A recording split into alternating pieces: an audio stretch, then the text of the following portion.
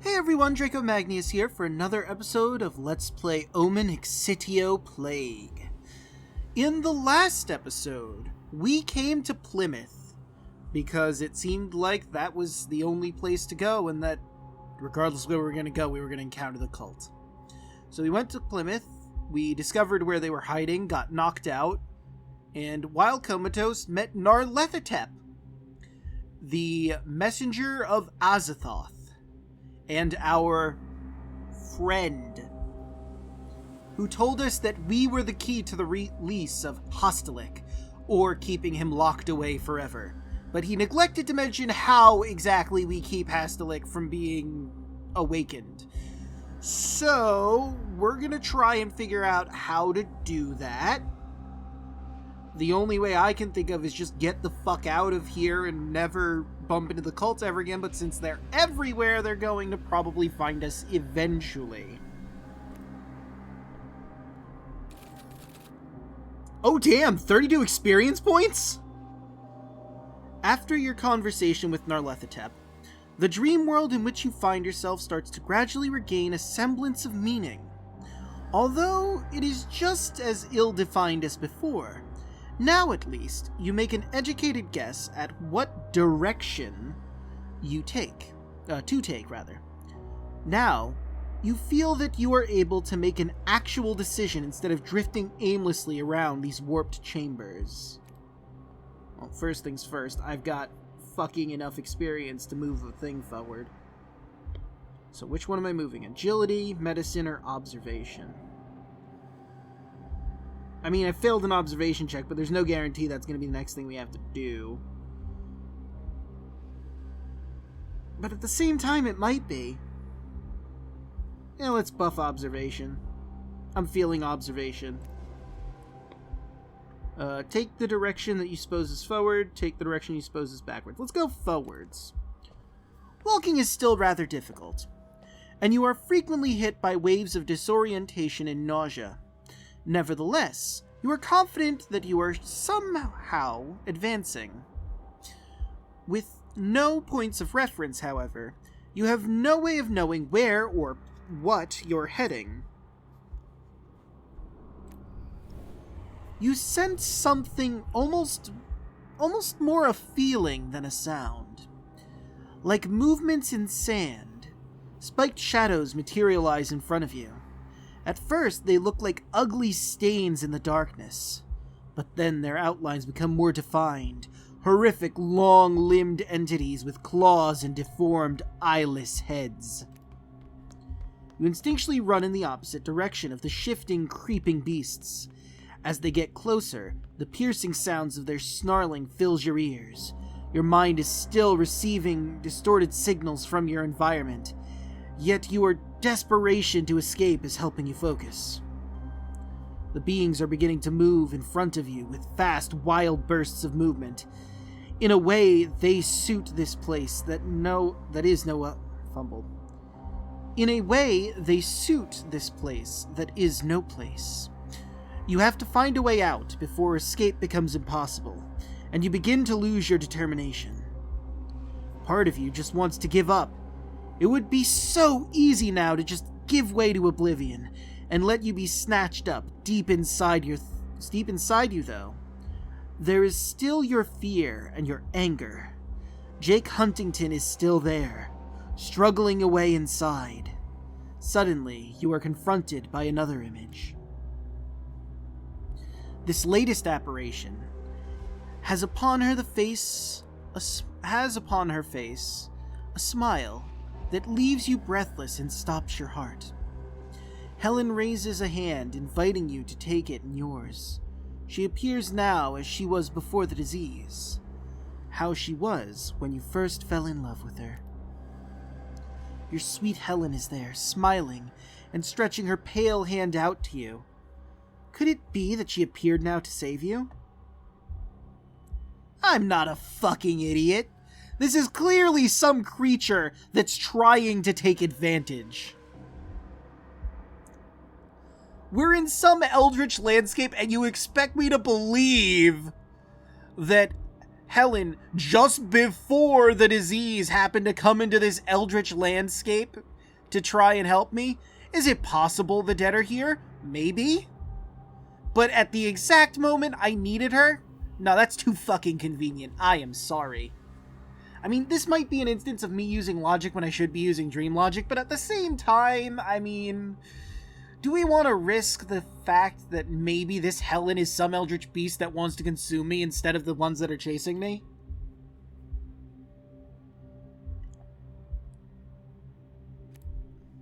You want to scream, to cry out in rage. Yet another form of torture this nightmarish place has for you.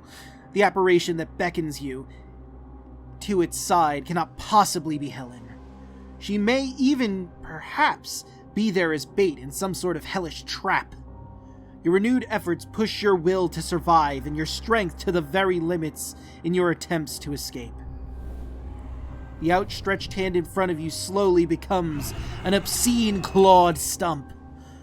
From the contorted face of the false Helen comes an earth-splitting screech of anger and frustration.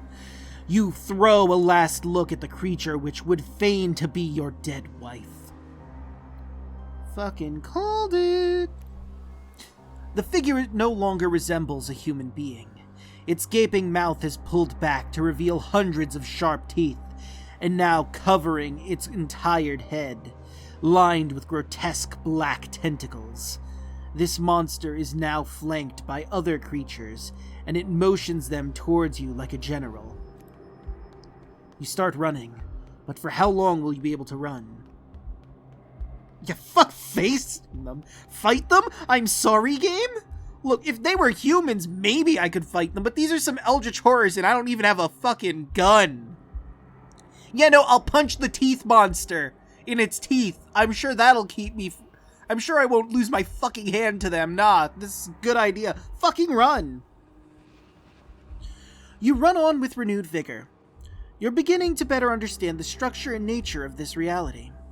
Your senses, too, are starting to become used to the bizarre colors and distorted alien forms. These changes in you might not necessarily be good, though. That's true, when you come back to your reality, you might be all fucked up.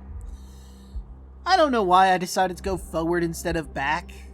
I felt like maybe there was more to uncover, and that's why I went forward, but I probably should have just headed back to the way I came from, huh? Oh well. You begin to see some possibilities in terms of direction, as if a path had opened up in front of you. Could that finally be a way out of this world? A small space? You are strained to the limits of your physical capabilities, all the time hearing behind you the awful noises of the beings chasing you. Then you realize your senses have betrayed you yet again. Are you desperately looking for logic there where... I fumble. Are you desperately looking for logic there where there is none?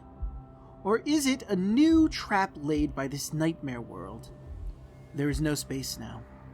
No means of escape. You are once again in the clutches of the dark creatures all around. Shadowy beings are upon you immediately, and wrap themselves around you hungrily. There is now nothing you can do to stop them. There is no strength left in your body. As soon as you feel the flesh being slowly torn from your body in large chunks, the pain is overwhelming. Soon, it is the only thing filling your senses. Your eyes fall shut. When you open your eyes, a moment later, the ghastly forms have vanished. The pain, too, is suddenly gone, and your body is once again whole.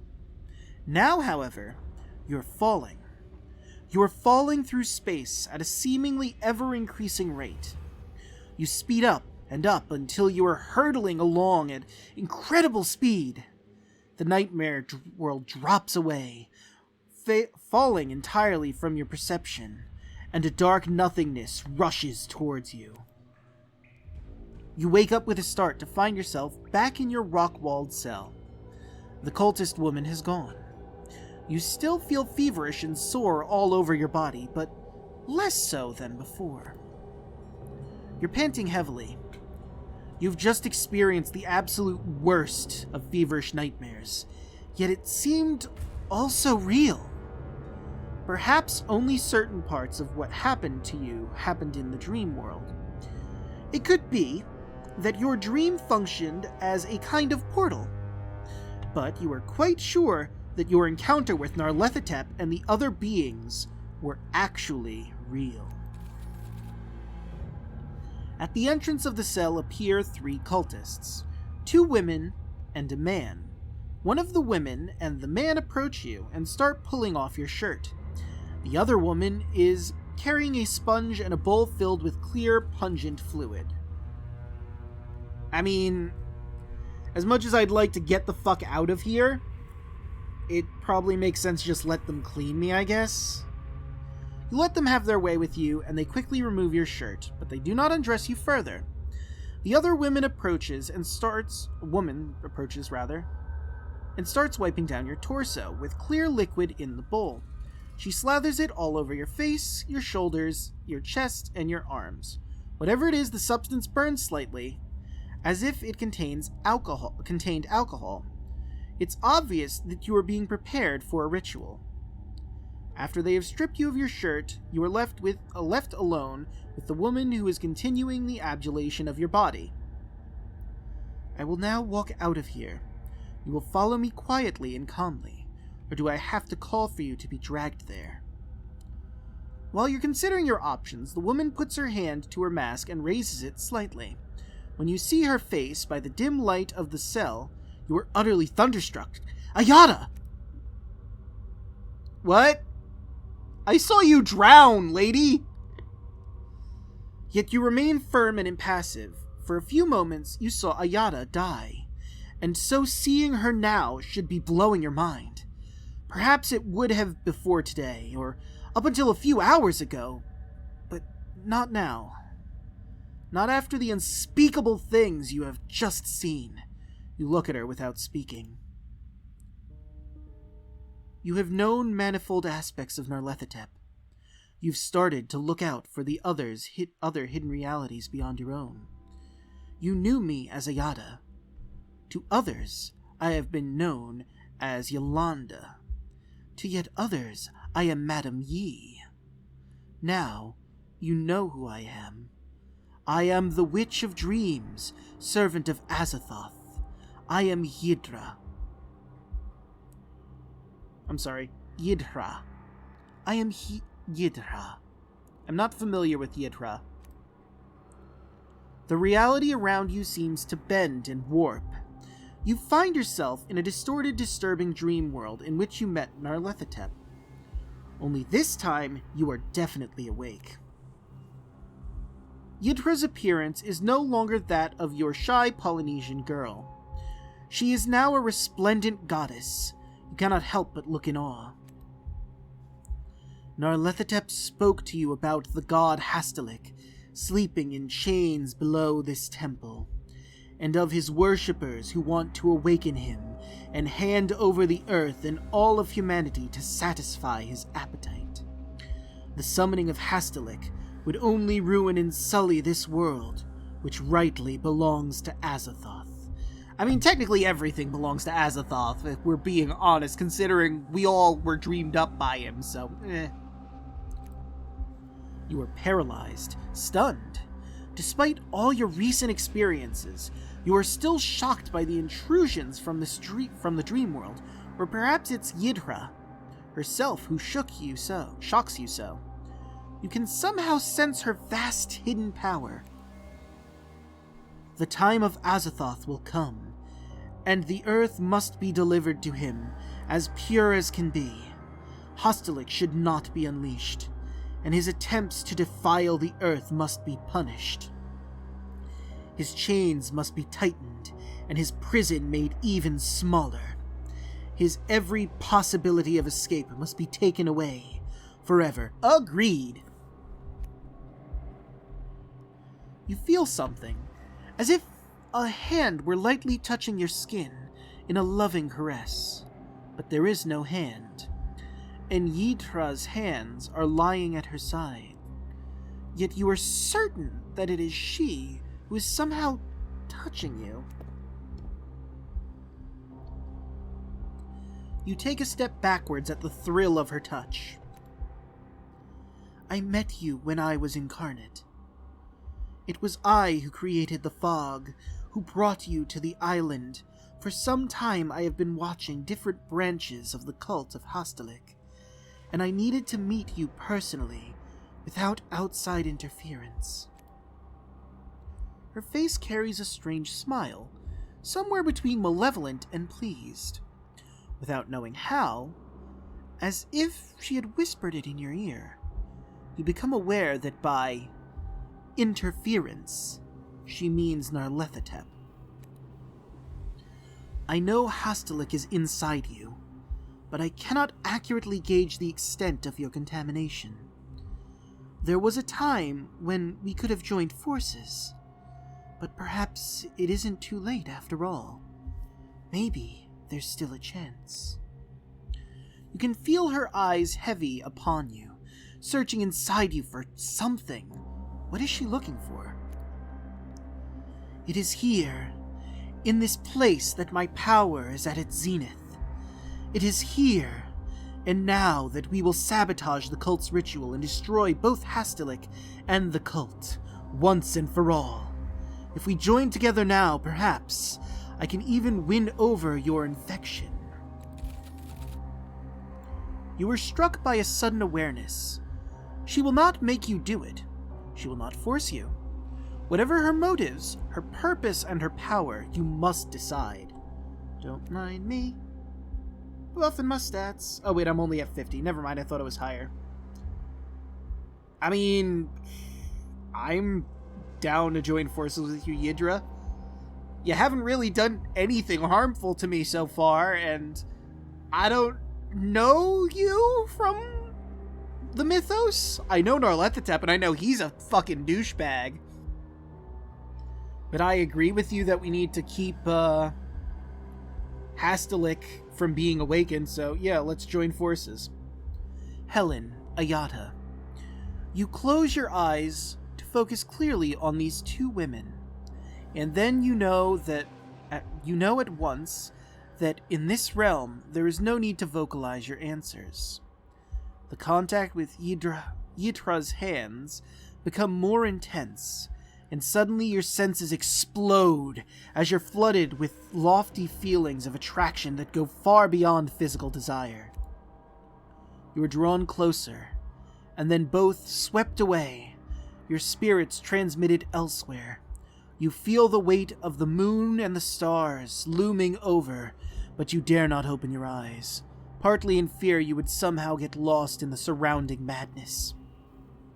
Your contact and union with Yitra is physical, yes, but it is also something else beyond the power of normal senses to feel, or of language to describe. When you are coming to the peak, time itself begins to implode indefinitely with you. Then suddenly, reality comes back like a sledgehammer, and you are back in the cell. This definitely isn't a dream.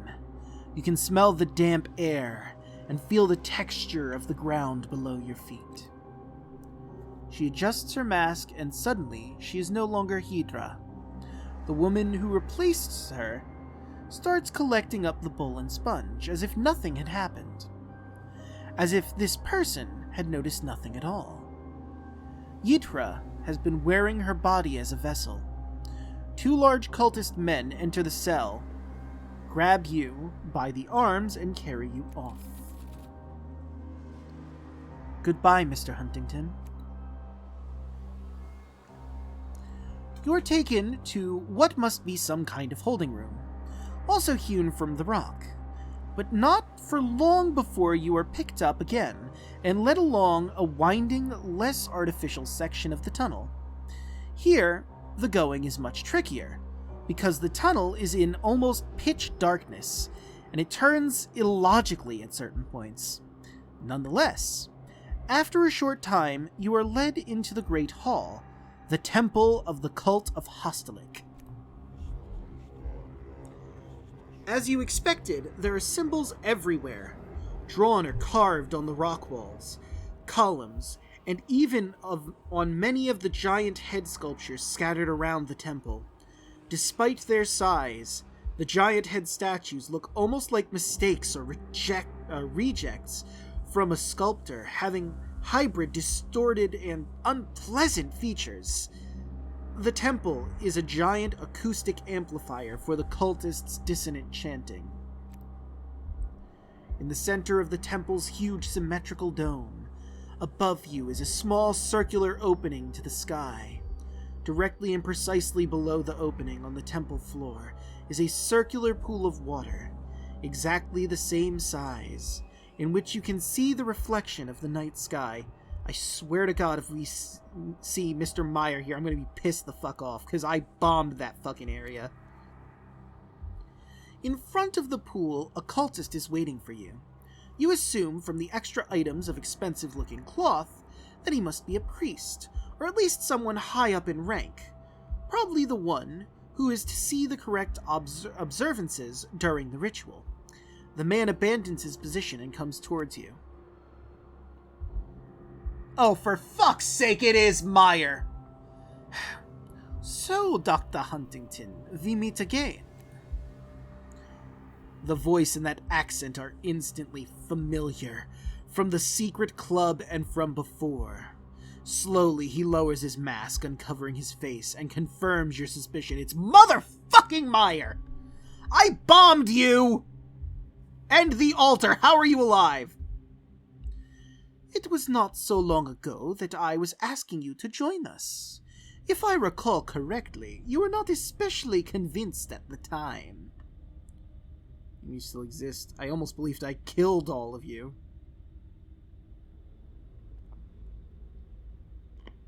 Yeah. Meyer smiles. We would have preferred, we would have preferred you to have actually volunteered for this role, but things will now follow our original plans, even against your will. Finally, Huntington, you're a doctor. You know perfectly well that it is not possible to save all of them, just as it is not always possible to eliminate all threat. Although I do have to admit that you are very good. I, for one, was convinced that you would save the life of Scott, was it? The son of your friend and commander. You were dumbfounded. How could he know so much about your life? Because he was always watching. And it seems you managed to save the Polynesian boy, too. Fuego.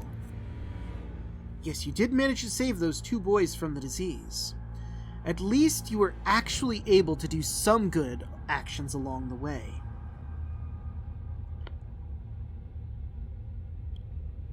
You're not as invincible as you'd have people believe. Now we know how determined you can be, Huntington.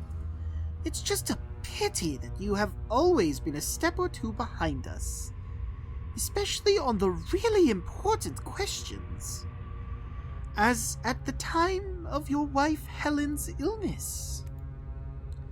Feels like an electric shock. What does he mean by this? Could it be that the cult was somehow involved in the sickness of death of your wife? Hughes, you killed her. It's just a ploy to break me.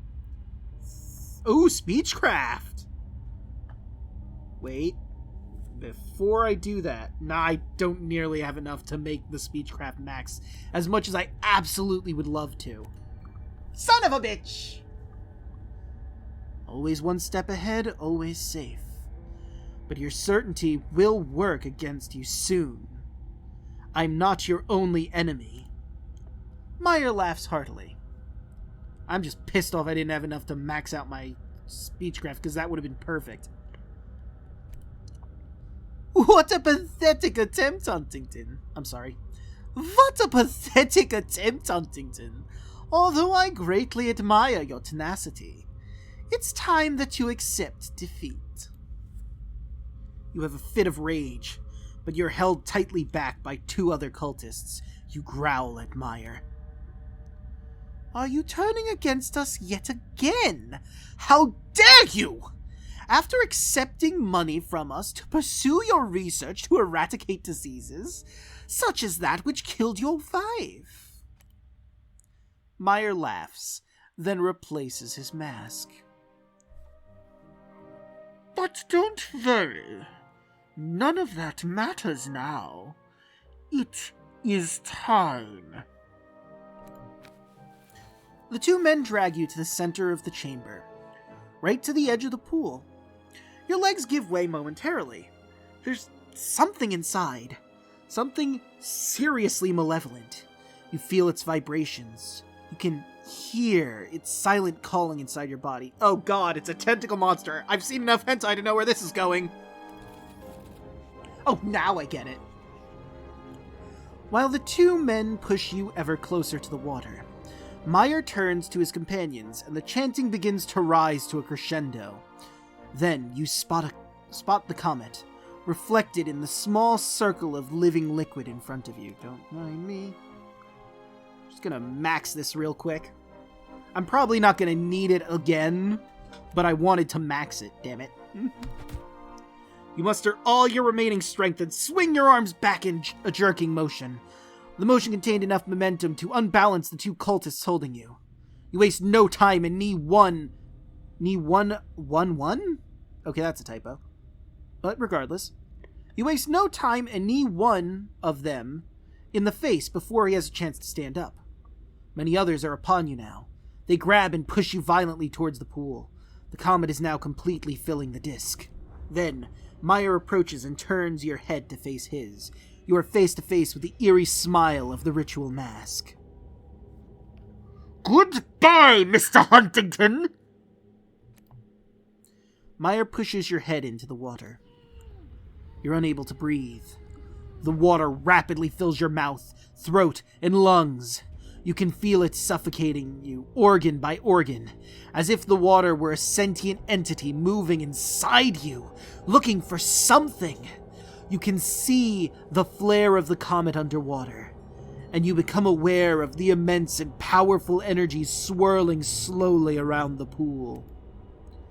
A violent ripple begins to form on the surface of the pool. You can feel the water inside your body vibrating, too, screaming. It's moving like a living being. You cannot breathe. The comet is passing out of view in the reflection on the surface of the pool. The living water is still trying to force its way into your body, to choke you, then suddenly retreats, as if suddenly yanked away. You cough violently, gulping for oxygen. Around you there is only high-pitched vibrating and buzzing. The men and women of their cult are taken aback, stunned, watching the water disappear down into the pool, writhing like a living entity being hauled backward. The water is literally dragged downwards. For a moment, though, it seems to try and resist, like some kind of snared animal trying to escape its fate.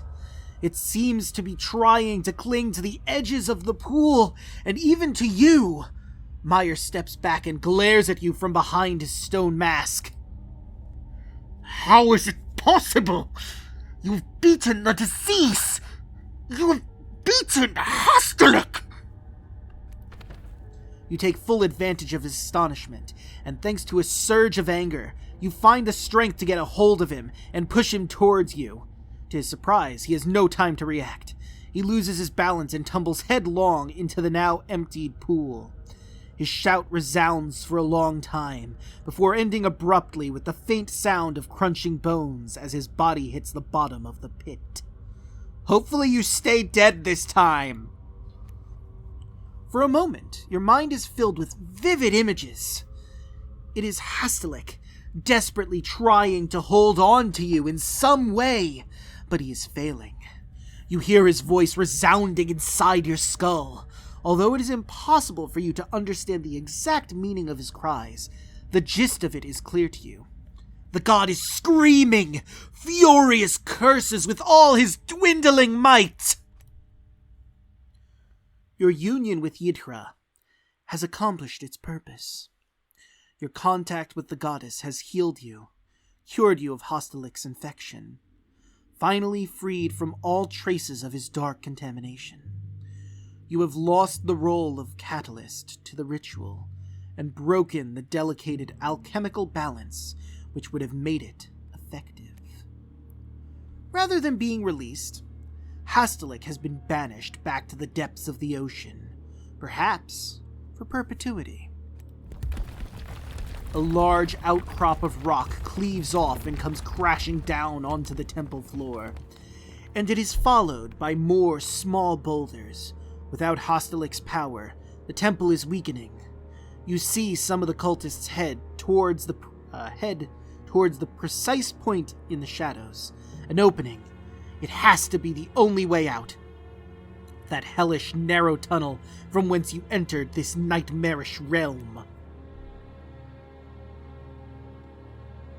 But with that, we're going to end this episode here. In the next one, we escape what remains of the temple. See you guys then.